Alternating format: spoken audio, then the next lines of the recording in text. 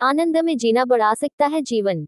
मन में लगातार गलत भावनाओं का रहना दिल की सेहत पर भारी पड़ता है। पाचन तंत्र बिगड़ जाता है और अपना बचाव करने की क्षमता कमजोर हो जाती है।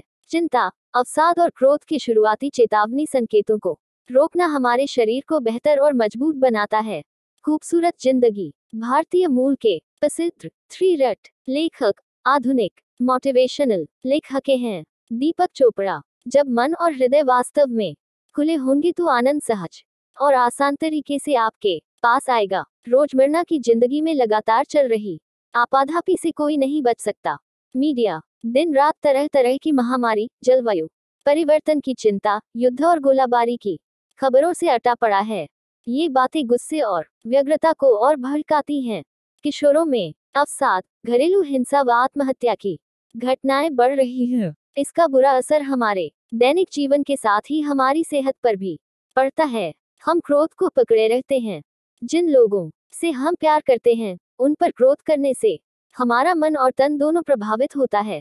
भावनाओं के लिए हमारा शरीर भौतिक रूप से प्रतिक्रिया करता है। क्रोध, आक्रोश और चिंता के कारण होने वाली शारीरिक क्षति समय के साथ हमारे अंदर जमा हो जाती है।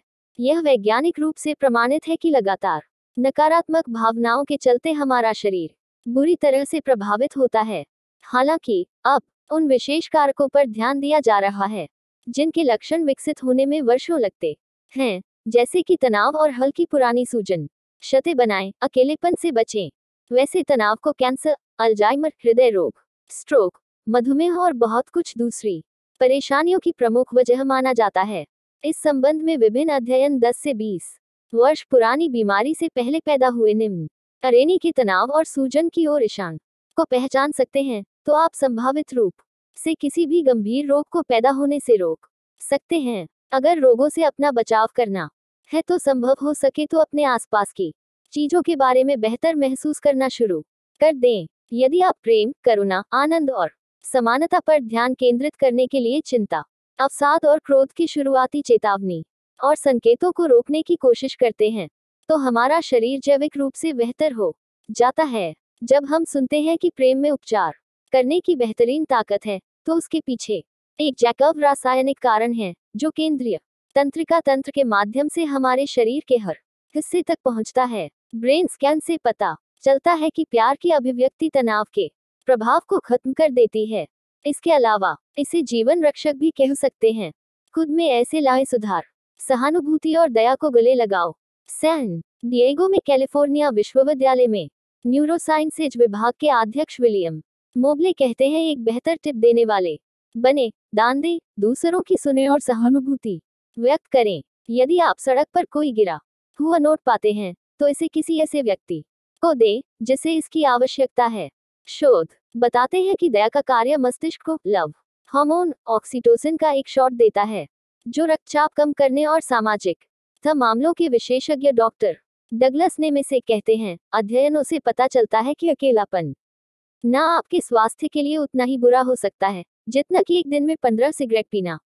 न को तंबाकू के सेवन के समान दीर्घकालिक स्वास्थ्य जोखिम के रूप में देखते हैं। 34 लाख लोगों अध्ययनों के विश्लेषण से प्रमाणित हुआ है कि अकेलापन हृदय रोग और स्ट्रोक के जोखिम को, जिससे समय से पहले मृत्यु की आशंका मोटापे जितनी बढ़ जाती है। दूसरी ओर ब्रिघम यंग के जुलियन होल्ट लुनस्टेन की 300,000 लोगों पर की गई 148 स्टडी की समीक्षा पर आधारित अनुसार अधिक से अधिक सामाजिक संबंध बनाने से जल्दी मृत्यु की संभावना 50% कम हो जाती है।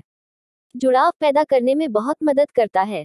वहीं डोपामाइन हार्मोन की अधिक मदद करने वाले को नया उत्साह और आनंद देती है। इसके अलावा सेरोटोनिन हार्मोन मूड में सुधार कर सकता है।